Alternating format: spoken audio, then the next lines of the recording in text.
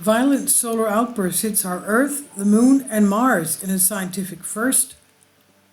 An outburst that erupted from the Sun in 2001 was violent, so violent that it was simultaneously felt on multiple solar system bodies as it blasted through.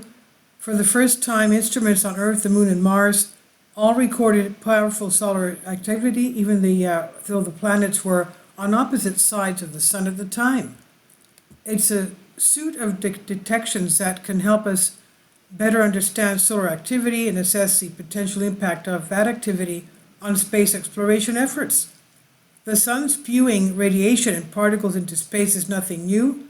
It's kind of the Sun's whole thing, nor are coronal mass ejections, in which the Sun ejects billions of tons of material and magnetic fields out into the solar system, a rare or particularly worrisome mostly. Here on Earth, our atmosphere protects us from the full brunt of the Sun's dangerous radiation. But what about the Moon and Mars? Outside the atmosphere is another thing, another matter. Space is considered a hazardous radiation environment, and astronauts who spend time in it may have a higher risk of radiation-induced illnesses. That's just the ambient environment as well. A dose of the particle radiation from a particularly powerful coronal mass ejection, CME, could cause radiation sickness. That's a dose of about 700 milligray, and at a high enough level, around 10 gray, could prove fatal within 2 weeks.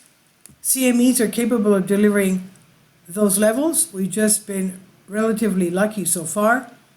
Space agencies are currently planning crewed missions to the Moon and Mars, neither of which have an atmosphere sufficient to protect against solar radiation, so understanding how powerful CMEs can be and how far it can reach is important information to have.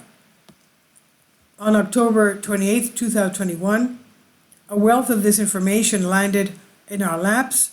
The Sun belched out a CME so powerful that it was detected on Earth's surface. That's extremely rare. Even rarer was our ability to measure it.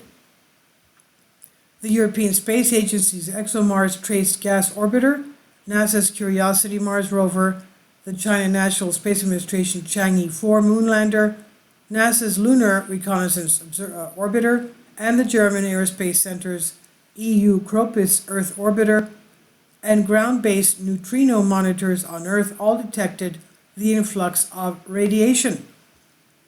Earth and Mars were opposite sides of the Sun at the time, separated by a distance of about 250 million kilometers, that's 155 million miles. And Mars, of course, is farther from the Sun than Earth. So the detections allowed the scientists to study the way material from CME propagates and the effects at various points in the inner solar system.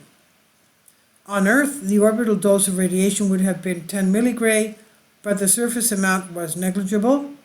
The Moon registered an orbital measurement of 31 milligray and a surface measurement of 17 milligray.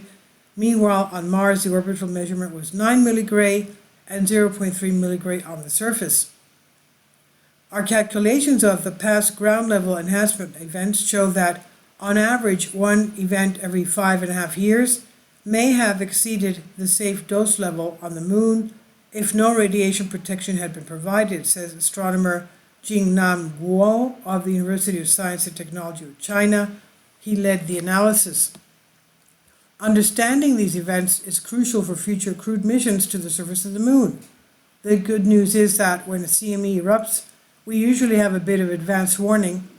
It takes some time after a CME is launched for the particles to arrive at Earth and beyond, between around 15 to 18 hours to a few days.